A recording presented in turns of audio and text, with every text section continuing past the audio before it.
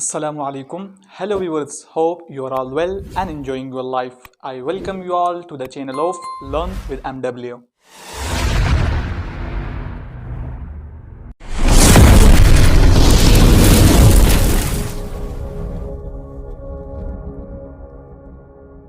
Viewers, don't go anywhere. In this video, we will discussing some amazing stuff about reflexive pronoun and emphatic pronoun, but I want to give you a short recall. Viewers, in the previous video we have discussed about personal pronoun. We discussed what are the first personal pronoun, then we discussed what are the second personal pronoun, and then we discussed what are the third personal pronoun, and then we discussed the cases of personal pronoun. We discussed subjective case, which is basically nominative case. Then we discussed accusative case, which is basically objective case. Then we discuss possessive case, which is basically genitive case. And at the last, we discuss and we learn how to find all of these cases of personal pronoun in a sentence. So if you missed that video, go to the channel and watch that video. Viewers, now in this video we will discussing some amazing stuff about reflexive pronoun and emphatic pronoun. So let's begin. So viewers, as we know, I and we, I and we, these I and we are basically first personal pronoun. You is basically second personal pronoun. He, she, it, and they are basically third personal pronoun. I and we are basically first personal pronoun. You is basically second personal pronoun. He, she, it, and they are basically third personal pronoun. So remember, as we also learned that I, we, you, he, she, it, they are basically in the subjective case while in nominative case. Now we have also learned in the previous video that the I objective case is me, I, me, we, us, you similar objective, and its nominative case are similar. He objective case is him, she objective case is her, and it objective case is similar to it, and they objective case is them. But remember that possessive case or genitive case have basically two cases. One is possessive adjective and other is possessive pronoun. So I, me, and my is basically possessive adjective of I, we, us, our, you, your, he, him, his, she, her, it, and its is basically the possessive adjective of it, and they, them, and their is basically the possessive adjective of they. Now we also learned in the previous video that the I possessive pronoun is mine, we, us, ours, you, yours, and he, him, his, she, her, hers. Hers is basically the possessive pronoun of her, she, it, and its, and theirs is basically the possessive pronoun of they. So viewers, in the previous video we have learned that I and we, which are basically first personal pronoun, use the second personal pronoun, he, she, it, they are basically in the nominative case. We also call it subjective case. Now it possessive case, objective case, which is we also call it accusative case. I possessive objective case is me, we objective case is us, you objective case is you, he objective case is him, she objective case is her, it objective case is it, and they objective case is them. Now it possessive adjective of I are my, we, our, you, your, he, his, she, her, it, its, and they, their, and its possessive pronoun are mine, ours, yours, his, hers, its, theirs. So viewers, now we will discussing that what are reflexive pronouns. Now we will discuss about compound personal pronouns. So viewers, when self is added to my, your, him, her, it, and self and selves is added to you, our, your, and them. what we get, they are called compound personal pronoun. Look, for example, I will write it down.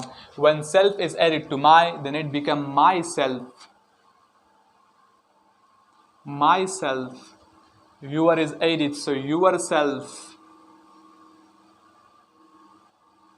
Yourself.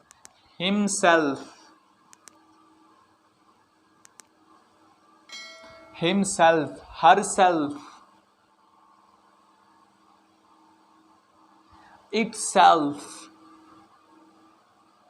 And their plural forms, ourselves. Ourselves. Yourselves. And themselves. So, we have learned when self is added to my, your, him, her, it, myself, yourself, himself, myself, yourself, himself, herself, itself, ourselves, yourselves, and themselves. Now they are basically called compound personal pronoun, and the native writer have written in their book that compound personal pronoun are also called reflexive pronoun. Now we will discuss why compound personal pronouns are called reflexive pronouns. Now we will discuss that why compound personal pronoun are called reflexive pronoun. First, we will define what are reflexive pronoun. So the native writer have written in their book that reflexive pronoun are when the action done by the subject, when the action done by the subject turns back or reflect upon the subject, then we call this pronoun is reflexive pronouns. When the action done by the subject turns back or reflect upon the subject, then we call this type of pronoun is reflexive pronoun. They are also called compound personal pronoun. So look at this example. Now look at this. I hurt myself. I hurt myself. So in this example, I is basically a subject. And when the action done by the subject reflect upon the subject, so the action is basically hurt. So I hurt myself. So myself is basically a compound personal pronoun, but the action done by the subject like this, I hurt myself. So when the action done by the subject turn back upon the subject, okay, I will make it more clear. I will make it more clear like this. When the action, as we learn, when the action, for example, I hurt myself. So as we learn, when the action done by the subject reflect upon the subject, we call it reflexive pronoun. For example, I is basically a subject in this an action hurt, and so I hurt myself. So look at it. Myself is basically the action is reflected upon me. So when the action done by the subject turn back or reflect upon the subject, we call this type of pronoun is reflexive pronouns or compound personal pronoun. All of these are example. You hurt yourself. You hurt yourself. He hurt himself. So in all of these examples, she hurt herself. The horse hurt itself. We hurt ourselves. And they hurt themselves. So in all of these examples, myself, yourself, himself, herself, itself, ourself, themselves, we call it compound personal pronoun. But the action done by the subject, turn back or reflect upon the subject.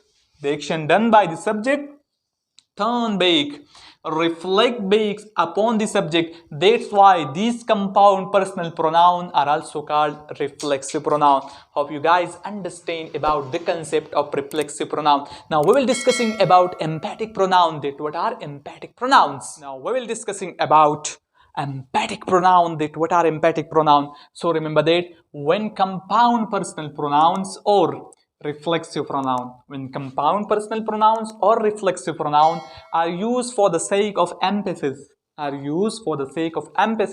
then we call this type of pronoun is emphatic pronoun. when compound personal pronoun or reflexive pronoun are used for the sake of emphasis, we called this type pronoun is emphatic pronoun. Now look at this example. For example, I will do it by myself. Now myself is basically a compound personal pronoun, or we also call it reflexive pronoun. Reflexive pronoun.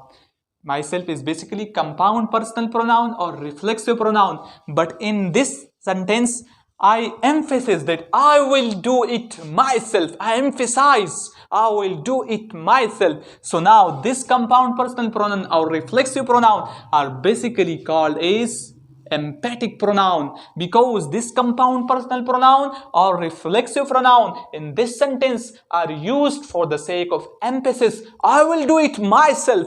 That's why. So when a compound personal pronoun or reflexive pronoun are used for the sake of emphasis, we call it emphatic pronoun.